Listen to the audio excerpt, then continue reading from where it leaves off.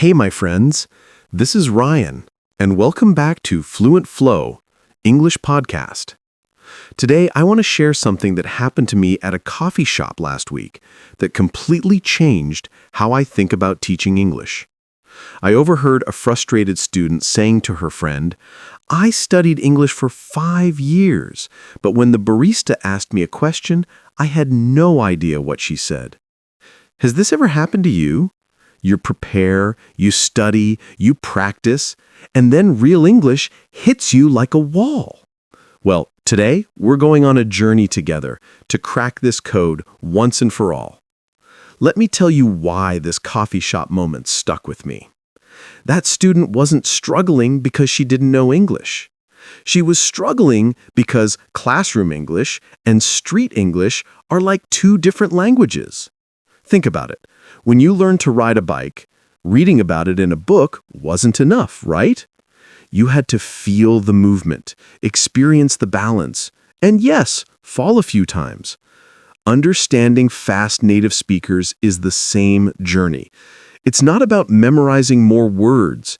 It's about rewiring how your brain processes the sounds, rhythms, and patterns of real English. And I promise you, by the end of this episode, you'll have a completely new perspective on why native speakers sound fast, and more importantly, how to keep up with them. Here's what most English courses get wrong. They teach you perfect pronunciation, clean grammar, and textbook vocabulary. But then you step into the real world and nobody talks like your textbook. Native speakers blend words together, drop sounds, and create rhythms that you've never heard in class. It's like training for a marathon by only walking. When race day comes, you're not prepared for the actual speed. But here's the good news. You don't need years to adapt. You need the right strategies. Today, we're going to break down exactly what happens when English speeds up. We'll explore why going to becomes gonna, why some words disappear completely, and how native speakers use stress and rhythm to communicate meaning. These aren't random changes. They're predictable patterns. Once you know the patterns, your brain stops fighting and starts flowing. So if you've ever felt frustrated listening to movies, podcasts, or real conversations, this episode is for you. If you've ever wondered why you understand your teacher perfectly, but struggle with native speakers, you're in the right place. We're about to turn that frustration into confidence. We're about to give your ears and your brain the training they've been missing. Let's dive in. So let's start with a mystery. Why does "what are you going to do" turn into something that sounds like "what should you do" when native speakers say it? Here's the secret. We're not actually speaking faster, we're speaking smarter. Our mouths are lazy. We naturally find shortcuts. Imagine you're walking to a friend's house. Do you take the long, winding road every single time? Or do you eventually find the shortcut through the park? Native speakers take shortcuts with their mouth. What are you becomes whatcha because it's easier and faster. Going to becomes gonna for the same reason. This isn't sloppy English. This is efficient English. And once you understand this principle, you'll stop fighting the sounds and start flowing with them. Now, think about your own language. You probably do the same thing, right? When you talk with friends or family, you don't pronounce every single letter perfectly. Your mouth finds the easy path. English works exactly the same way. The problem is that textbooks teach you the long road, but real people use the shortcut. So when you hear, "what you gonna do?" your brain is searching for, "what are you going to do?" and it can't find it. But now you know the secret. Your brain just needs to learn the shortcut map. Here's something interesting. This happens in every single conversation. Native speakers compress words without even thinking about it. Want to becomes wanna. Got to becomes gotta. Lemme becomes lemmy. It's like when you write a text message and use shortcuts to save time. Your mouth is doing the same thing with sounds. The technical name for this is connected speech, but you don't need to remember that. Just remember that English is a language of shortcuts, and shortcuts are smart, not wrong. Let me give you a real example from my life. I was talking with my friend Sarah last week, and she said, "Did you eat breakfast?" My Brazilian student who was with us looked confused. He was waiting to hear, "Did you eat breakfast?" with every word clear and separate. But Sarah's mouth took the shortcut. "Did you" melted into "didja." Once I explained this to him, his face changed completely. He said, "Oh, so English is like a river, not like separate stones." Exactly. English flows like water. So what does this mean for you? It means you need to stop expecting every word to sound like the dictionary. Start expecting shortcuts. Start listening for the flow, not the separate pieces. When you watch English videos or listen to podcasts, pay attention to how words connect and blend. Write down what you actually hear, not what you think should be there. This is your first step to understanding fast English. Once you accept that shortcuts are normal, your ears will start recognizing them everywhere. And suddenly, fast English won't sound so fast anymore. Now, here's a game I play with my students. I call it the stress detective. Listen to this sentence. I never said she stole my money. Seems simple, right? But watch what happens when I change which word I stress. I never said she stole my money means maybe someone else said it. I never said she stole my money means maybe I implied it but didn't say it directly. I never said she stole my money means maybe someone else stole it. Same words, completely different meanings. Fast English isn't just about speed, it's about music. Native speakers create rhythm by making some words loud and clear while other words almost disappear. The stressed words carry the meaning. The unstressed words are just glue holding the sentence together. Think about a song you love. You remember the chorus because it's loud and repeated, right? The verses kind of fade into the background. English sentences work the same way. The important words are the chorus, loud and clear. The small connecting words are the verses, softer and faster. Your mission? Start listening for the loud words. They're your clues to understanding the whole sentence. When someone talks fast, don't try to catch every tiny word. Just grab the stressed ones. For example, if someone says, "I'm gonna go to the store and buy some bread," the capital words are your clues. You heard go, store, buy, bread. Even if you missed the little words in between, you know exactly what they're doing. Your brain fills in the rest automatically. Here's a practice tip. Watch a short English video and turn on the captions. But here's the trick. Don't read every word. Instead, listen for which words sound louder and stronger. Then check the captions to see if you caught the right stressed words. This trains your ear to focus on what matters. It's like learning to see the main road on a map instead of every tiny street. Once you know where the main road is, getting around becomes so much easier. Remember, fast English speakers aren't trying to confuse you, they're just following the natural rhythm of the language. Every language has its own music. In English, we make important words big and clear, and unimportant words small and quick. Once you learn to hear this pattern, understanding becomes automatic. You won't need to translate or think hard. You'll just feel the rhythm and know what it means. That's when English stops being work and starts being fun. Let me paint you a picture. You're at a party and someone says, "Jit yet?"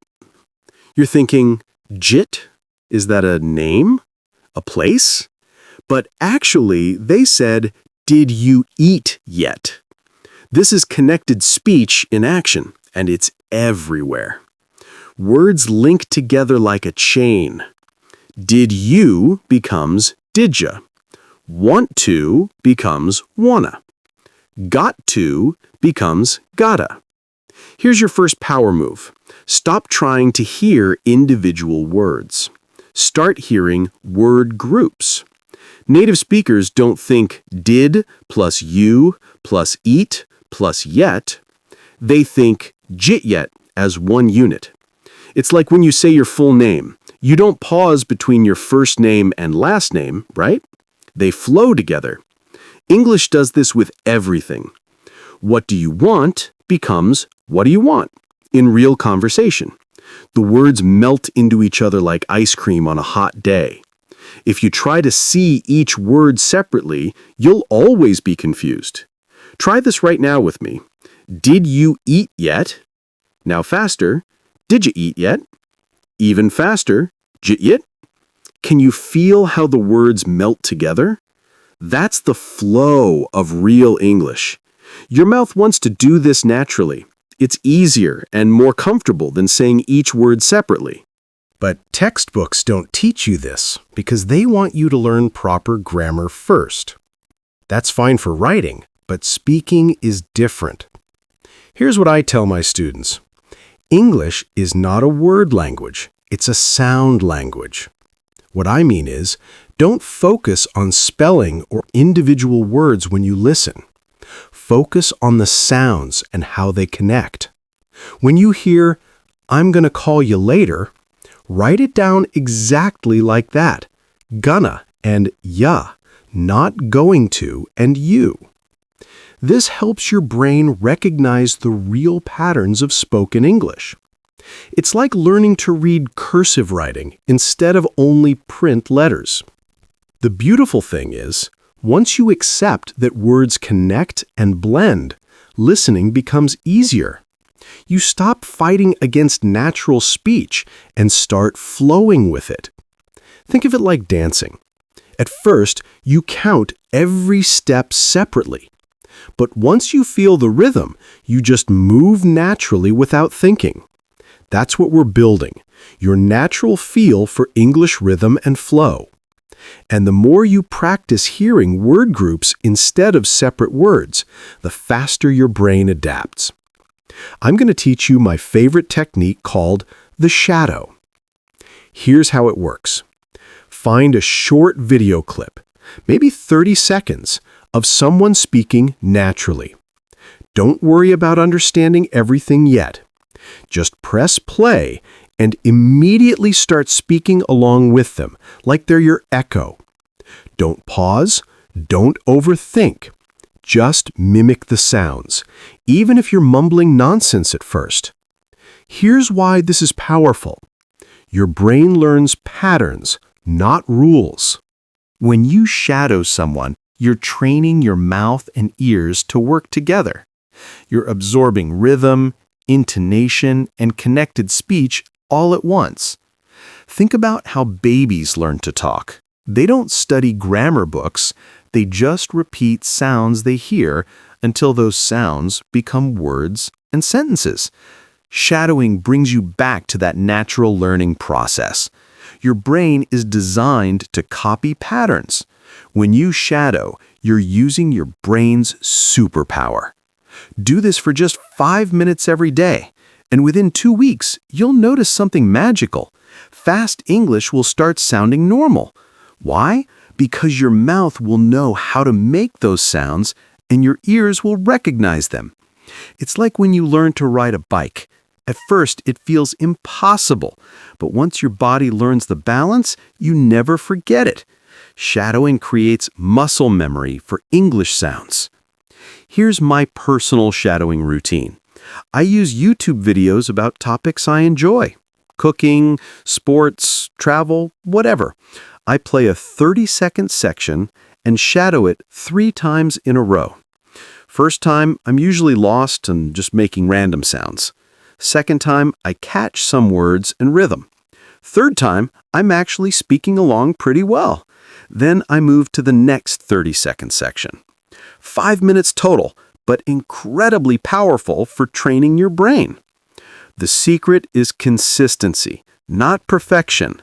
Don't worry if you sound terrible at first. Everyone does.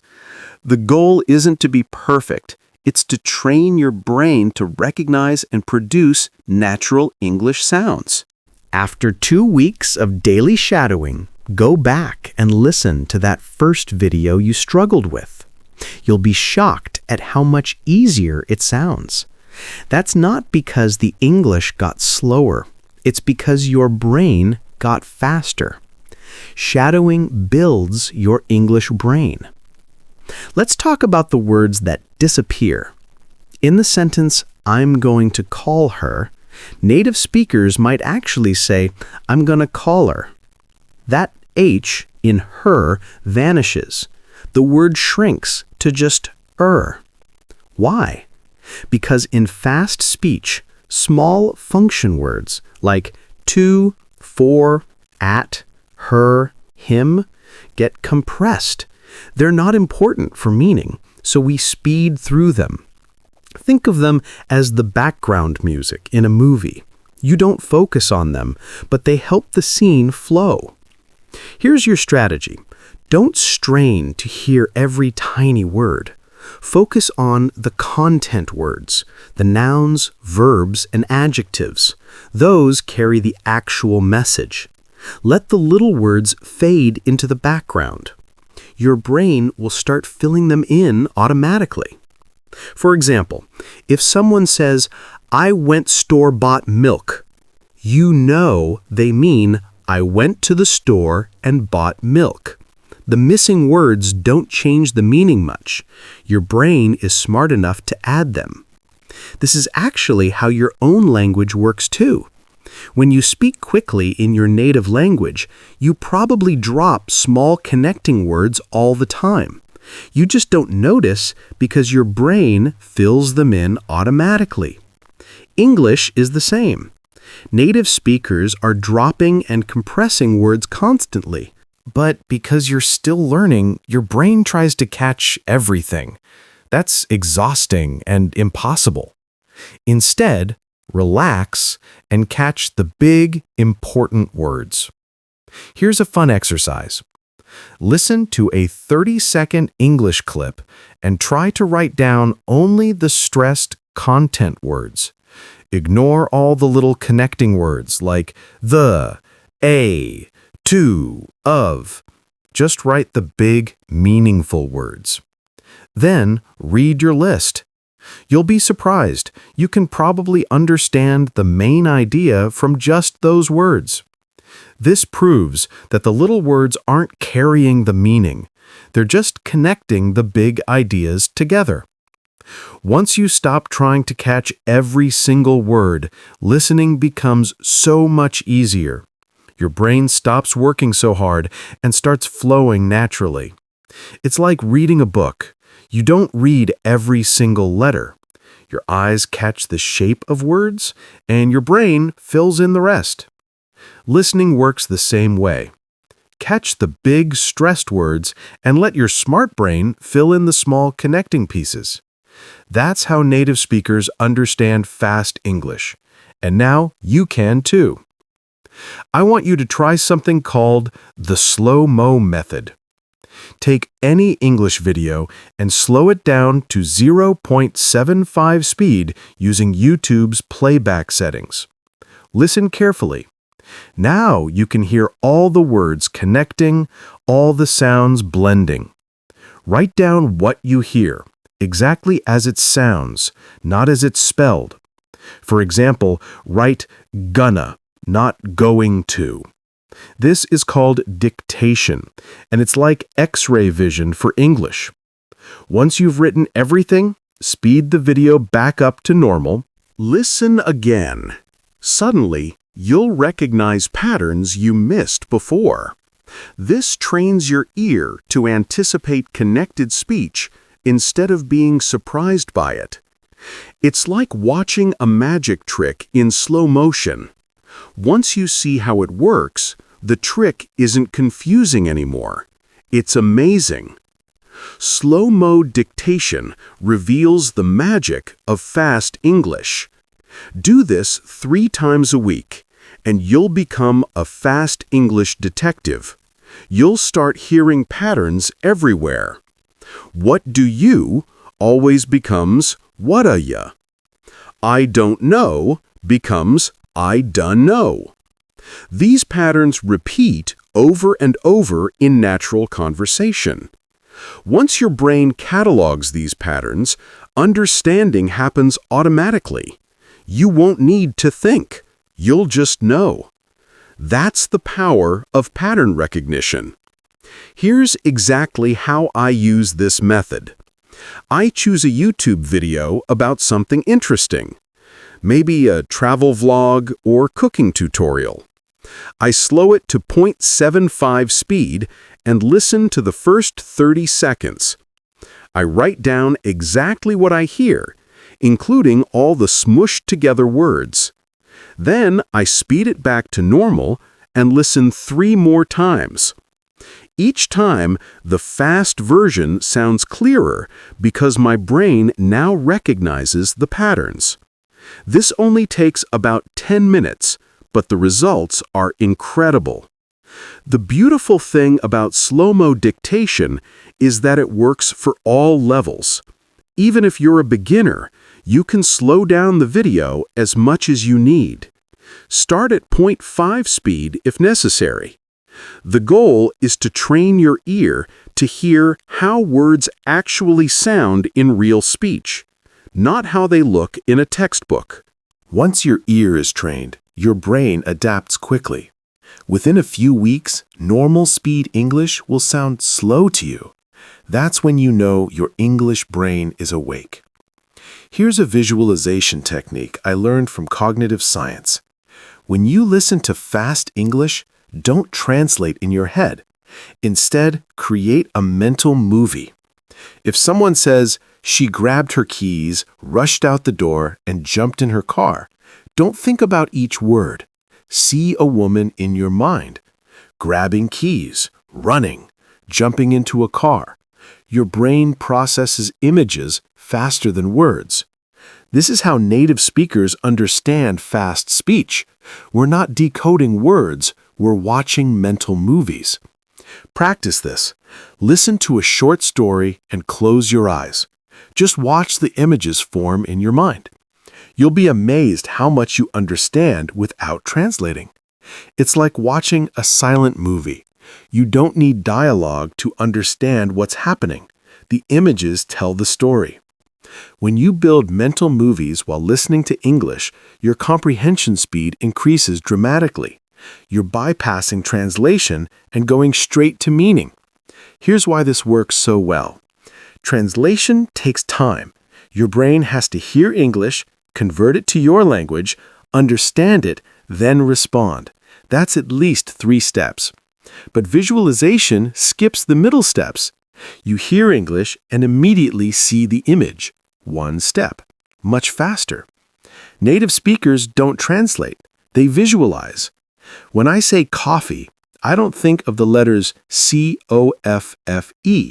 I see and smell coffee in my mind. That's instant understanding. Start practicing with simple action sentences. Listen to someone describe their morning routine. I woke up, brushed my teeth, made coffee, checked my phone. Close your eyes and watch the movie. See a person waking up in bed, walking to the bathroom, making coffee in the kitchen, looking at their phone. Don't translate any words. Just watch the scenes. After 2 weeks of this practice, you'll notice something incredible. You understand English faster than you can translate it. That's when real fluency begins. The mental movie technique also helps with memory. When you visualize stories, you remember them better. It's easier to remember images than words.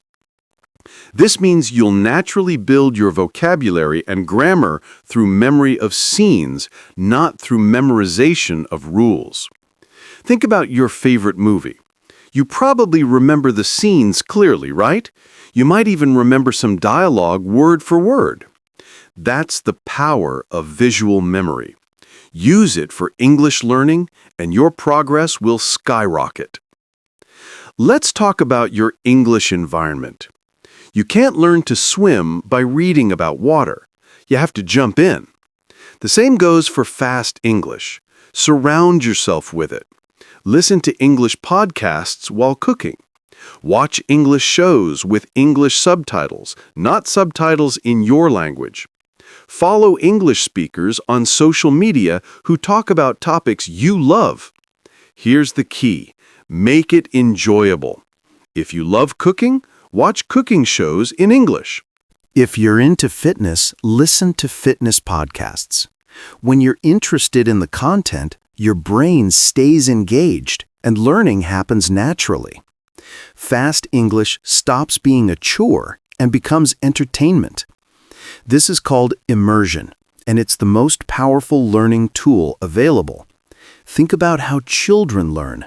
They don't sit at desks studying grammar. They live in the language, surrounded by it all day. You can create that same environment for yourself. Here's my immersion recipe. Morning, listen to a 10-minute English podcast during breakfast. Afternoon, watch a YouTube video in English about your hobby. Evening, watch 20 minutes of an English TV show with English subtitles. That's only 40 minutes total, but it's spread throughout your day. Your brain stays in English mode instead of switching on and off. This constant exposure trains your ear without feeling like study. The secret is choosing content you actually enjoy. If you force yourself to watch boring news when you hate news, you'll quit. But if you watch travel vlogs because you love travel, you'll watch for hours without realizing you're studying. Your brain absorbs language best when you're relaxed and interested.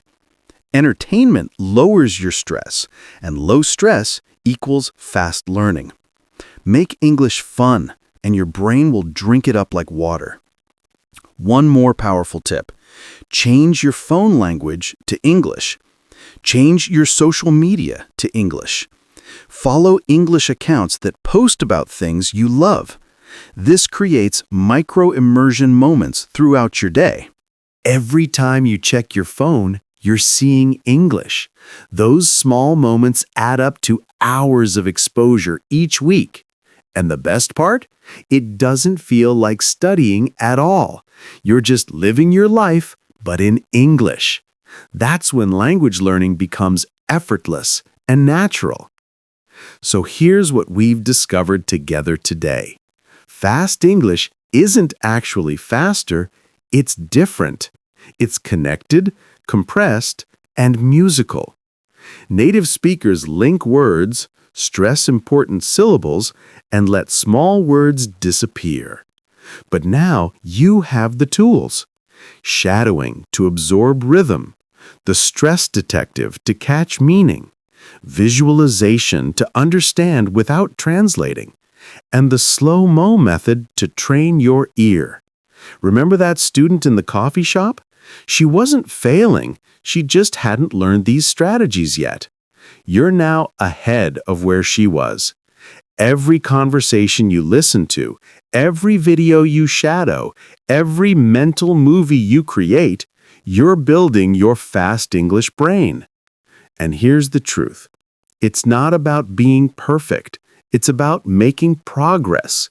Even native speakers don't catch every single word in fast conversation. We use context. We use rhythm. We use visualization. We flow with the language instead of fighting against it. Think about where you were before this episode. Maybe you felt frustrated every time someone spoke quickly. Maybe you thought there was something wrong with your English ability. But now you know the real secret. Fast English follows patterns, and patterns can be learned. You're not trying to catch every word anymore. You're catching the rhythm, the stressed words, the mental images. That's a completely different approach, and it changes everything. The techniques we covered today aren't just theory. They're practical tools you can use immediately. Pick one technique and commit to it for 7 days. Just 1 week of daily practice with shadowing or slow-mo dictation or mental movies. You'll notice changes in how you hear English. Fast speech will start sounding clearer. You'll catch phrases you missed before. Your confidence will grow because you'll finally understand what's happening. And remember this, every native speaker was once a beginner too. We all learn these patterns through exposure and practice, not through being born special. You have the same brain power we do. The only difference is familiarity with the patterns. And now that you know what patterns to listen for, familiarity is just a matter of time and practice. You've got all the tools. Now it's time to use them. Your fast English brain is ready to wake up. My friends, if this episode helped you understand fast English better, hit that subscribe button right now and turn on notifications. New lessons drop every week. Now, think you don't have time for English? My next video proves you wrong. You'll discover 10 hidden minutes in your daily routine and learn exactly how to transform them into powerful English practice. No extra time needed, no boring exercises. Perfect for busy people who want fluency without adding study time. Click it now. Keep flowing with your English journey. This is Ryan, and I'll see you in the next episode.